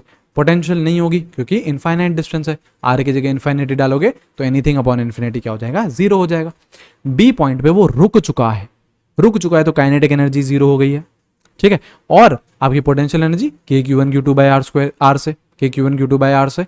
ठीक है, आपका जो एक चार्ज है वो अल्फा पार्टिकल है, उस पर क्या चार्ज रहता है, +2 चार्ज है ना, तो मैंने क्या ले लिया 2e। चार्ज क्या रहता है, क्वांटाइज रहता है। ठीक है, और ऐसे ही आपका जो न्यूक्लियस है उसके पास Z प्रोटॉन्स मान लिए, Z कुछ भी हो सकता है, वेरी कर सकता है। ठीक है, उसका चार्ज कितना हो जाएगा, Z/2e। तो डाल दिया, आर मिनिमम आ जाएगा, यहाँ से आर मिनिमम आ जाएगा। करेक्ट है। क्वेश्चन कर दें, एक क्वेश्चन कर लेते हैं, उससे और भी ज्यादा क्लियर हो जाएंगे चीजें। देखो क्वेश्चन कर लेते हैं। क्वेश्चन क्या है, an alpha particle of mass m ले लिया। ठीक है, इज प्रोजेक्टेड फ्रॉम इन्फिनिटी, बहुत बढ़िया, इन्फिनिटी से प्रोजेक्ट कर दिया, फ्रॉम इन्फिनिटी विद v0। ठीक है, टूवर्ड्स न्यूक्लियस। यार देखो अभी कोई डाउट होगा ना तो अभी मैं आपको क्लियर कर दूंगा, मेरे को पता है कि आपको कहां पे डाउट आएगा, अभी थोड़ा रुको, है ना। न्यूक्लियस ऑफ गोल्ड एटम, इसका आपको एटॉमिक नंबर दे रखा है 79, Z दे रखा है एटॉमिक नंबर। ठीक है, find distance of closest approach, find distance of closest approach. जरा इसको सोचिए कैसे होगा। आराम से पॉइंट्स बना लिया करो, आराम से पॉइंट्स बना लो। कैसे, ये यार ये गोल्ड का एटम ले लो, ये हमने गोल्ड का एटम ले लिया। ठीक है, यहां पे आपका अल्फा पार्टिकल हो गया, यहां पे आपका अल्फा पार्टिकल हो गया। क्या करा होगा इसने, इस बेचारे ने, मेरे भाई, इसने चलना स्टार्ट किया। इस पॉइंट पे आके ये थक गया होगा और ये घूमने की तैयारी कर रहा होगा। This is your A point, this is your B point, और ये क्या है, आर मिनिमम। अब कुछ नहीं यार, ए और बी पे जो एनर्जीज हैं वो इक्वेट कर दो, और ए पॉइंट क्या बोल रहा है, इन्फिनिटी का है। ए पॉइंट बोले तो इनफाइनाइट डिस्टेंस पे है, वो इनफाइनाइट डिस्टेंस पे है, तो ए पे क्या होगी, सिर्फ और सिर्फ काइनेटिक एनर्जी, पोटेंशियल एनर्जी तो होगी नहीं। क्या लिख सकता हूं मैं, टोटल एनर्जी ए पे is equals to total energy B पे, ये लिख सकता हूं। ठीक है, ए पे एनर्जी कौन सी होगी, केवल और केवल काइनेटिक, तो हाफ मास m दे रखा है और वेलोसिटी v नॉट दे रखी है, v नॉट का स्क्वायर। पोटेंशियल नहीं होगी ए पे क्योंकि इनफाइनाइट डिस्टेंस है, इक्वल टू काइनेटिक नहीं होती है बी पे 0 प्लस के Q1 2e, Q1 2e है ना, अल्फा पार्टिकल पे तो क्या चार्ज रहता है 2e। Q2 आपका देखो z कितना है यहाँ पे 79, तो चार्ज कितना हो गया 79e, के Q1 Q2 upon r minimum, r minimum. ठीक है, तो यहां से आप आर मिनिमम निकाल सकते हो। ऑब्वियसली अननोन के टर्म्स में ही आएगा, एम वी नॉट के ई इनके टर्म्स में आएगा, तो कोई दिक्कत नहीं है।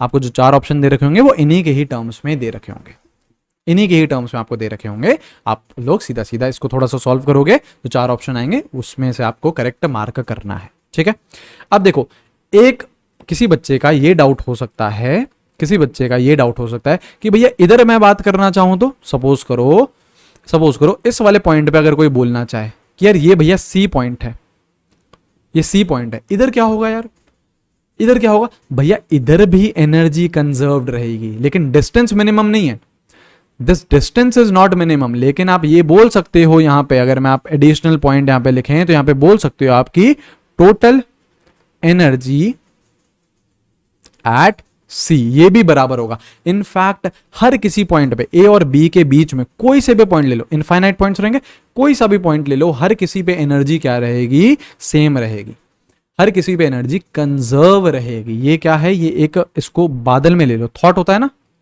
जैसे आप लोगों ने देखो ऐसे थॉट आता है, ऐसे ऐसे बादल बन जाता है कार्टून पे, तो ये एक बेसिकली थॉट है।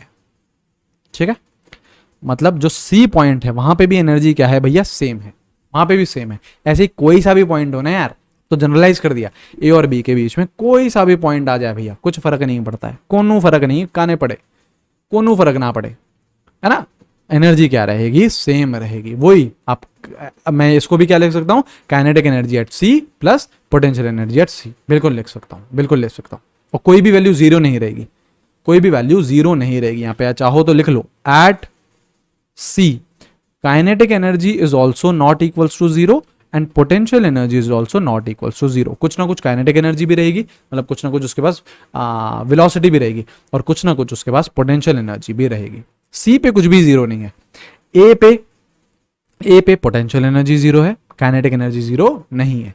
बी पे आपकी काइनेटिक एनर्जी 0 है, पोटेंशियल एनर्जी 0 नहीं है। चाहो तो लिख लो ये भी चीज पॉइंट, है ना, यहां पे लिख लो, ए पे आपकी काइनेटिक एनर्जी 0 नहीं है लेकिन पोटेंशियल एनर्जी 0 है, क्योंकि इनफाइनाइट डिस्टेंस पे है, क्योंकि इनफाइनाइट डिस्टेंस पे है। लेकिन बी पे आपकी काइनेटिक एनर्जी 0 है लेकिन पोटेंशियल एनर्जी 0 नहीं है। ये बी की बात है। ठीक है, तो देखो यार, ये दिख आपको एक स्लाइड रही है ना। पहली बात तो यार मैंने पूरी कोशिश करी एकदम रंगीन बना दूं आप लोगों के लिए, है ना, पूरी रंगीन बना दी, सारे कलर ले लिए जो विजिबल है, ठीक है, सारे कलर ले लिया, और दिख एक स्लाइड रही है पर लेकिन जबरदस्त इंफॉर्मेशन है भाई, इस स्लाइड में जबरदस्त इंफॉर्मेशन है मेरे दोस्त। सब देखो, पोटेंशियल एनर्जी नहीं पता होगी तो के Q1 Q2 बाय आर बताया, फिर आप लोगों को इतना फंडा, ये सारे फंडे पता है 12वीं में आप सीखोगे फिजिक्स में, है ना, और ज्यादा सीखोगे वहां पे चीजें, लेकिन मेरे हिसाब से यार आप लोगों को समझ में आ गया है। ठीक है, मेरे हिसाब से आप लोगों को चीजें बढ़िया तरीके से समझ में आ गई हैं। ठीक है, चलो, तो ये हो गई आपके रदरफोर्ड की बात। रदरफोर्ड भैया ने, देखो मैं आपको वापस से एक्सप्लेन कर दूं तो क्या क्या बातें हुई। पहले उन्होंने मॉडल बनाया कि यार ऐसा ऐसा एक्सपेरिमेंट करा, ऐसा ऐसा आपने कुछ, रदरफोर्ड ने एक्सपेरिमेंट करा, उसकी कुछ ऑब्जर्वेशन आई, कुछ कंक्लूजन आई। ठीक है, फिर उन्होंने बोला एटम ऐसा दिखता है, उन्होंने अपना मॉडल दिया, फिर आपके कुछ ना कुछ क्या आए, रिजल्ट्स आए। ये आप लोगों के रिजल्ट आए। हमने 4 रिजल्ट पढ़े, बेसिक रिजल्ट ये था, फिर उसका दूसरा रिजल्ट ये आया, फिर उसने नंबर ऑफ अल्फा पार्टिकल्स पे बात करी कि कितने स्कैटर्ड हो रहे हैं, क्या थीटा की बात करी, फिर उसने डिस्टेंस ऑफ क्लोजेस्ट अप्रोच की बात करी, ये सारी चीजें उसने बोली। अब यार इतनी सब कुछ मेहनत कर ली हमारे रदरफोर्ड भाई ने, अब उसके भी ड्रॉबैक्स निकले यार, उसके भी ड्रॉबैक्स निकले। ठीक है, तो अब हमको क्या पढ़ने हैं, drawbacks of Rutherford model. Drawbacks of Rutherford, drawbacks of Rutherford model. Drawbacks क्या हैं रदरफोर्ड मॉडल के, ड्रॉबैक्स क्या हैं रदरफोर्ड मॉडल के, ये समझना है हमें, ये समझना है हमें। तो सबसे पहला जो ड्रॉबैक आया वो आया कि इट कुड नॉट एक्सप्लेन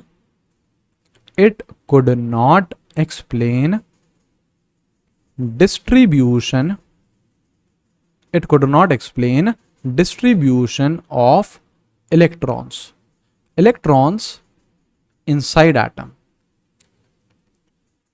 देखो रदरफोर्ड ने सिर्फ और सिर्फ क्या बोल दिया, देखो अगर मैं उसको आपको मॉडल की तरफ लेके चलूं तो रदरफोर्ड ने सिर्फ और सिर्फ क्या बोला था, देखो कहां गया हमारा मॉडल, ये रहा हमारा मॉडल। उसने क्या बोला, बस इलेक्ट्रॉन है वो फिक्स्ड सर्कुलर ऑर्बिट में क्या कर रहा है, रिवॉल्व कर रहा है, लेकिन कहां पे प्रेजेंट है, कितने इलेक्ट्रॉन कहां पे हैं, शेल्स, इन सब के बारे में कुछ भी बात नहीं करी थी रदरफोर्ड ने। उसने बस ये बोल दिया कि अरे इलेक्ट्रॉन है और वो गोले चक्रे में राउंड राउंड राउंड घूम रहा है न्यूक्लियस के around in fixed circular orbits में, ये बोल दिया कि उसने रदरफोर्ड ने। ठीक है, अंदर का डिस्ट्रीब्यूशन नहीं बताया कि यार क्या है, अंदर का डिस्ट्रीब्यूशन नहीं बताया उसने कि कैसे आपके इलेक्ट्रॉन्स डिस्ट्रीब्यूटेड है। ठीक है, नेक्स्ट, एक तो ये ड्रॉबैक था। नेक्स्ट था कि इट कुड नॉट एक्सप्लेन की स्पेलिंग गलत हो गई है, थोड़े भावनाओं में बह गए हैं आपके भैया। It could not explain stability of atom, it could not explain stability of atom. Stability नहीं समझा पाया यार ये एटम की, मतलब जो जब इसने मॉडल बता दिया, अपना एक्सपेरिमेंट बता दिया, रिजल्ट्स बता दिए, तो बाकी साइंटिस्ट लोग बैठ गए होंगे, फिर उन सभी साइंटिस्ट लोगों की जो कमेटी थी उन्होंने रदरफोर्ड से क्वेश्चन करना पूछना स्टार्ट किया। उन्होंने सबसे पहले बोला कि भैया आपका मॉडल हम इसलिए रिजेक्ट कर रहे हैं, रीजंस दिए उन्होंने।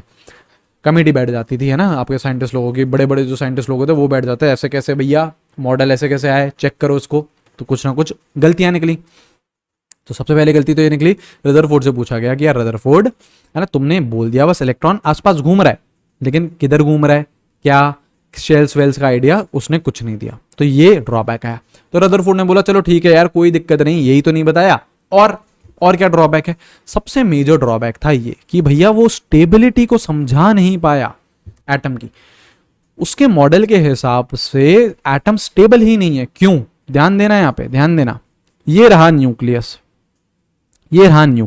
भाई ने क्या बोला, रदरफोर्ड भाई ने क्या बोला, ये रहा यार न्यूक्लियस और ये रहा इलेक्ट्रॉन रिवॉल्व कर रहा है इन फिक्स्ड सर्कुलर ऑर्बिट्स में, electron revolving in fixed circular orbits, fixed circular orbits में इलेक्ट्रॉन रिवॉल्व कर रहा है, ये बोला आपके रदरफोर्ड ने। लेकिन उस टाइम के हिसाब से, उस टाइम की साइंस के हिसाब से, ध्यान से सुनना यार, उस टाइम की जो साइंस चलती थी, उस टाइम अगर आपका कोई से भी दो चार्ज्ड पार्टिकल्स हैं और एक्सेलरेटेड मोशन में है, मेरी बातें ध्यान से सुनना, ध्यान से समझना, अगर आपके पास चार्जेस हैं, दो चार्जेस हैं, और अगर एक्सेलरेटेड मोशन में है, वो एक्सेलरेटेड मोशन में है, तो वो एनर्जी रिलीज करते जाते हैं।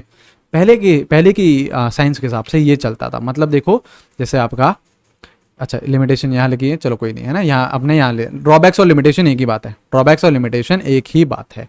देखो यहाँ पे मैं आपको समझाता हूं। जैसे ये रहा यार आपका न्यूक्लियस, चार्ज पार्टिकल है बिल्कुल, ये रहा क्या आपका इलेक्ट्रॉन। तो इलेक्ट्रॉन ये बोल रहा है कि ये फिक्स्ड सर्कुलर ऑर्बिट में घूम रहा है, फिक्स्ड सर्कुलर ऑर्बिट में घूम रहा है। तो यार अब हमें पता है, आप लोगों ने एक आपका फिजिक्स में एक चैप्टर रहता है सर्कुलर मोशन, एक टॉपिक पढ़ते हो आप सर्कुलर मोशन। तो यार ये ध्यान रखना, जब भी सर्कुलर मोशन होता है ना, तो वो एक एक्सेलरेटेड मोशन होता है। यहां पे मैं बोल सकता हूं circular motion is accelerated motion. जैसे आप लोग उस पे क्या होता है, सेंट्रीपिटल एक्सेलरेशन होता है उसमें। कौन सा एक्सेलरेशन होता है? सेंट्रीपिटल एक्सेलरेशन होता है। जो भी पार्टिकल, जैसे आप जो भी पार्टिकल ले लो, है ना, जैसे देखो यार ये रहा आपका ये अपने ईयरफोन्स हैं, ठीक है। अब इसको जैसे हम घुमा रहे हैं, सपोज करो ये इलेक्ट्रॉन है, आपका ये न्यूक्लियस है, तो इसको मैं ऐसे घुमा रहा हूँ, ऐसे ऐसे ऐसे घूम रहा है ये, तो मैं घूम रहा है, तो अगर आप ऐसे कोई सी भी स्ट्रिंग पकड़ोगे ना, ध्यान से कभी लेना है ना, कभी लेना, ऐसे स्ट्रिंग पकड़ोगे तो आपको एक फोर्स लगाना पड़ रहा है, एक आपको फोर्स लगाना पड़ रहा है, ठीक है। उसको फोर्स को क्या बोलते हैं हम? Centrifugal force. और जब भी कोई भी पार्टिकल ऐसे आपका सर्कुलर मोशन में घूम रहा है तो it is an accelerated motion. ये जो पार्टिकल है, ये जो इलेक्ट्रॉन है, इसका एक्सेलरेशन हो रहा है। इसकी स्पीड देखोगे तो हर पॉइंट पे चेंज हो रही है, हर पॉइंट पे इसकी वेलोसिटी चेंज हो रही है, हर पॉइंट पे इसकी वेलोसिटी चेंज हो रही है। कैसे? इधर ऊपर की तरफ थी, मान लो सपोज करो इलेक्ट्रॉन यहां आ गया, देखो इलेक्ट्रॉन यहां आ गया तो इसकी इधर हो जाएगी, इलेक्ट्रॉन यहां आ गया तो इसकी यहां हो जाएगी, इलेक्ट्रॉन यहां आ गया तो इसकी यहां हो जाएगी। तो हर पॉइंट पे इसकी जो वेलोसिटी है वो क्या हो रही है? चेंज हो रही है, डायरेक्शन चेंज हो रहा है ना। हर पॉइंट पे इसका डायरेक्शन क्या हो रहा है? चेंज। और अगर हर पॉइंट पे डायरेक्शन चेंज हो रहा है, वेलोसिटी चेंज हो रही है, तो एक्सेलरेशन भी आएगा, एक्सेलरेशन भी आएगा। तो इतना ध्यान रखो कि circular motion is an accelerated motion. और पहले की थ्योरी के हिसाब से अगर दो चार्ज पार्टिकल है कि यार ये रहा आपका न्यूक्लियस और ये रहा आपका इलेक्ट्रॉन, दोनों क्या है? Charge particle. और जैसे ही ये एक्सेलरेटेड मोशन में आ जाएंगे तो ये इलेक्ट्रॉन अपनी एनर्जी एमिट करने लगेगा, ठीक है। यहां पे देखो, यहां पे मैं लिख सकता हूं कि इन एक्सेलरेटेड मोशन, ठीक है, चार्ज पार्टिकल्स की बात करें, जब भी चार्ज पार्टिकल एक एक्सेलरेटेड मोशन में आ जाता है तो इलेक्ट्रॉन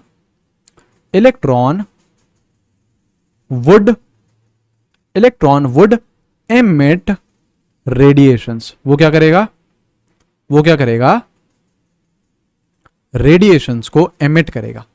जैसे एक्सेलरेटेड मोशन में आएगा ना यार आपका इलेक्ट्रॉन सर्कुलर ऑर्बिट में घूम रहा है, बोला था ना यार, ये देखो फिक्स्ड सर्कुलर ऑर्बिट में बोला था।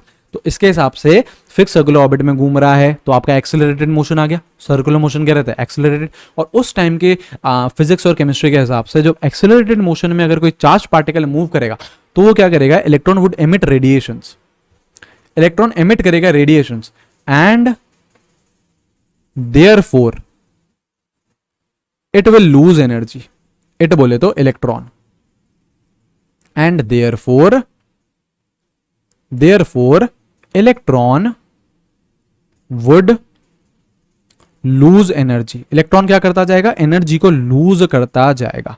एनर्जी लूज कर, जैसे जैसे गोली चक्र में घूमता जा रहा है एनर्जी लूज करता जा रहा है, क्योंकि एक्सेलरेटेड मोशन में है। एक्सेलरेटेड मोशन में वो एनर्जी एमिट करेगा, तो वो उसकी एनर्जी वक्त के साथ क्या होती जाएगी? कम होती जाएगी। तो एनर्जी वो कम होती जाएगी, उसकी लूज करता जाएगा। तो देखो यहां से ये रहा आपका इलेक्ट्रॉन, ये रहा आपका इलेक्ट्रॉन। अब सपोज करो इसने चलना स्टार्ट करा, इसने घूमना स्टार्ट करा। अब हमें पता है ये क्या आ चुका है? एक्सेलरेटेड मोशन में आ चुका है। तो इसकी एनर्जी क्या होती जा रही है? कम होती जा रही है। ये रेडिएशंस क्या करते जा रहा है? एमिट करते जा रहा है।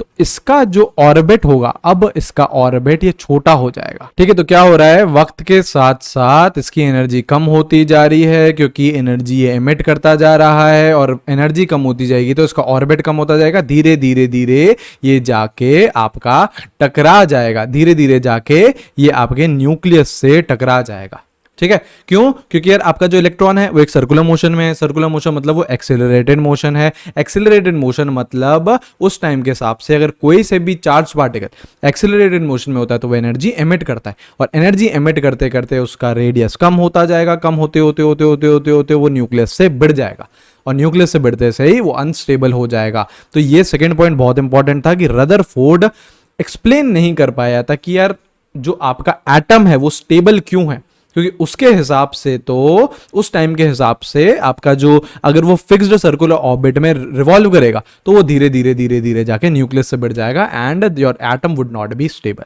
ठीक है। तो ये यार ये मेजर ड्रॉबैक्स है रदरफोर्ड मॉडल के, जो कि जो आगे के जो मॉडल है, बोहर मॉडल आया, उसमें उसने कवर करा, ठीक है। अब नेक्स्ट वीडियो में हम यार और बातें करेंगे, आपके लाइट के बारे में बात करेंगे, dual nature of light introduce करेंगे, एक एक करके हम लोग अच्छे से पढ़ते जाएंगे। ऑलराइट, चलो इस पर्टिकुलर वीडियो को इतना ही रोकते हैं। Take care everyone, have a great day, see you guys, bye bye.